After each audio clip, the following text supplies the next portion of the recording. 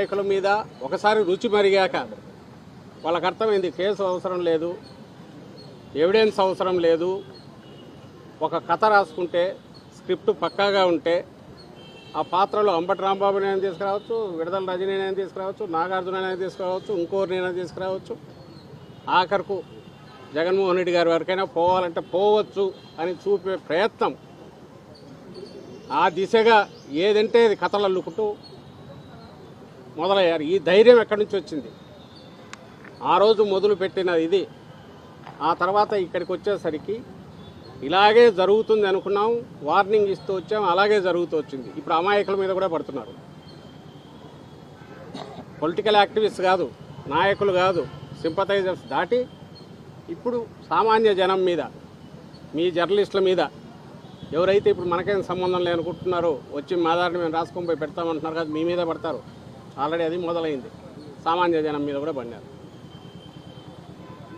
మా వరకు మేము ఈరోజు వచ్చి ఇక్కడ పరామర్శించాక, జైలుకి వచ్చినాక వింటుంటే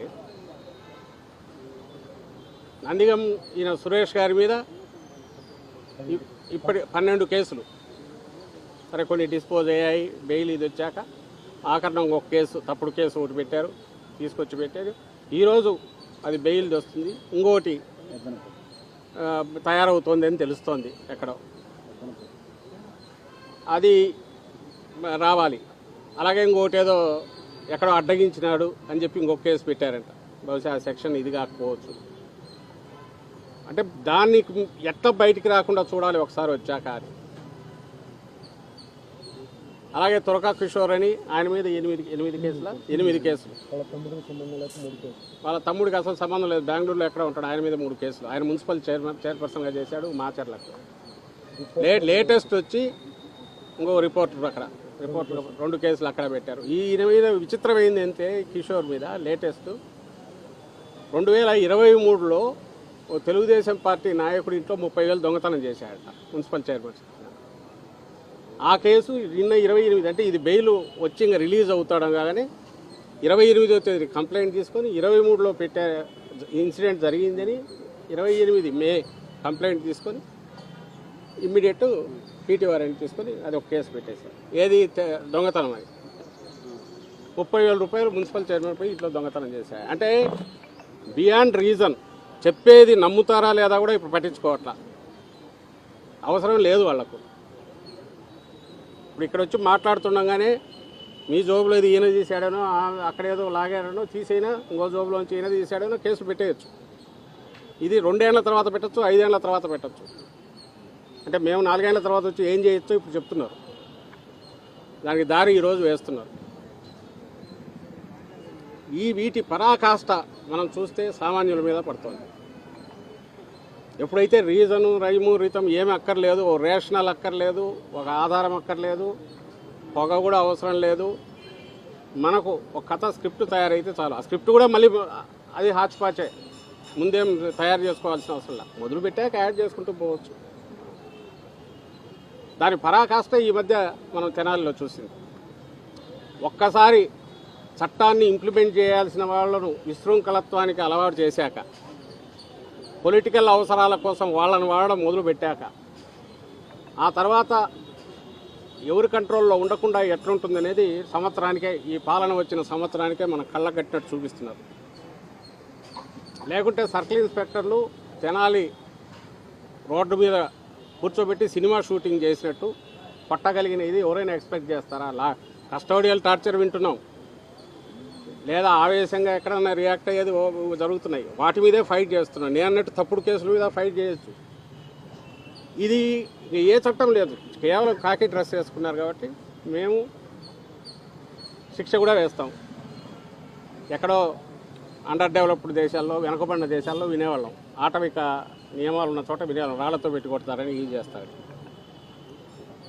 అది కూడా తెగల వాళ్ళు ఎవరో చేస్తే, ఇది ఏకంగా మీకు అధికారం ఎక్కడి నుంచి వచ్చింది? నువ్వు పోలీస్ డ్రెస్ వేసుకునే వల్ల వచ్చింది. అది ఎక్కడి నుంచి వచ్చింది? నీకు రాజ్యాంగం వల్ల వచ్చింది. నువ్వు లా అండ్ ఆర్డర్ ప్రొటెక్ట్ చేయమంటే, ఒకరెవరైనా కేసుకు సంబంధించి నిర్ణయించాల్సిన న్యాయస్థానం అయితే, నువ్వు న్యాయస్థానం దాటి పంచాయతీ చేయడం కాదు, శిక్ష కూడా నువ్వే చేస్తున్నావు, రేపు ఉరి కూడా నువ్వే తీస్తావు. ఇట్లాంటి వాళ్ళు ఉంటే సమాజానికి చీడపురులని నువ్వు అనుకొని వీళ్ళు చేస్తారు. ఈ విచ్చలవిడితనం ఇది ఎక్కడి నుంచి వచ్చింది? ఈ బరి తెగింపు ఎక్కడి నుంచి వచ్చిందంటే పొలిటికల్ ఎస్టాబ్లిష్మెంట్, పొలిటికల్ లీడర్షిప్. స్టేట్ను హెడ్ చేస్తున్న ముఖ్యమంత్రి ఆయన కొడుకు స్వయంగా అవును మేము రెడ్ బుక్ రాజ్యాంగం ఇంప్లిమెంట్ చేస్తాం, రెడ్ బుక్ అంటే ఇట్లుంటుంది, తాట తీస్తాం అని ఓపెన్గా చెప్పి అలా చేసిన వాళ్ళకే రివార్డు ఉంటాయని చెప్పినందువల్లే కొంతమంది అధికారులు కానీ పోలీసులు కానీ ఈ పనులు చేయగలుగుతున్నారు. దానికి తగినట్టే మిగిలిన డిపార్ట్మెంట్లో యూర్పాలు చేస్తున్నారు. ఇది డేంజరస్. ఈ డేంజరస్ ట్రెండ్ ఏదైతే వార్న్ చేస్తూ వచ్చామో, ఏ గవర్నమెంట్ అయినా ఉండొచ్చు, కానీ అదుపు తప్పిపోయిన తర్వాత ఆ తర్వాత గవర్నమెంట్ను వాళ్ళు లెక్కలేకేసుకోరు. సిస్టమ్ అది కొలాప్స్ అయినాక ఘోరంగా నష్టపోయేది సామాన్య ప్రజలు ఇబ్బంది పడతారు. లా అండ్ ఆర్డర్ ప్రొటెక్ట్ చేయాల్సిన వాళ్ళే లా అండ్ ఆర్డర్ను బ్రేక్ చేసి తమ కంట్రోల్లోకి తీసుకొని తామే న్యాయ నిర్ణేతలు, తామే శిక్షలు వేసి తామే ఇంప్లిమెంట్ చేస్తామనేంత వరకు పోవడం వచ్చింది అంటే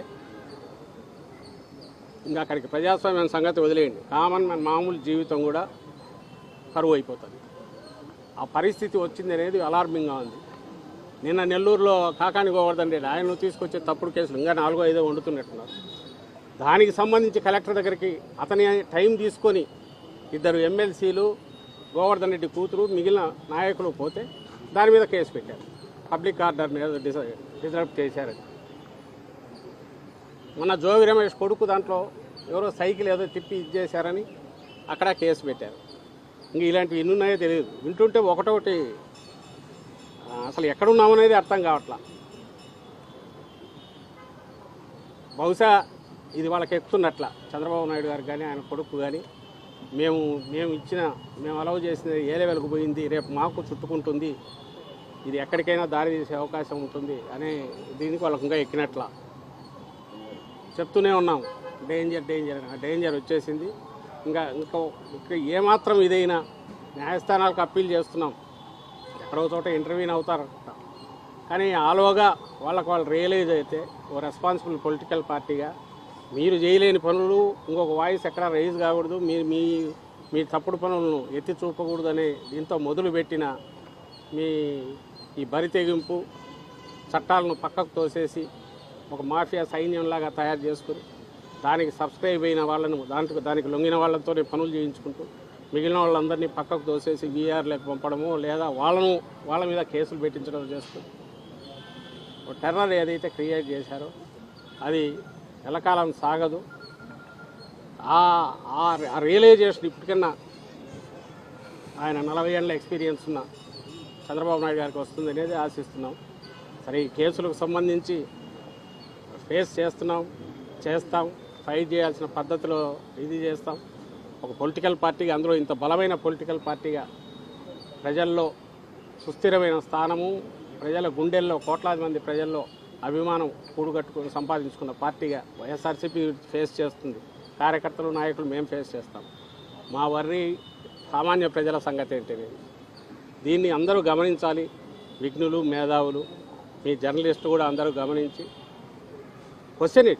మీరు క్వశ్చన్ చేయాల్సిందిగా మిమ్మల్ని అందరినీ కోరుతున్నాం. Thank you.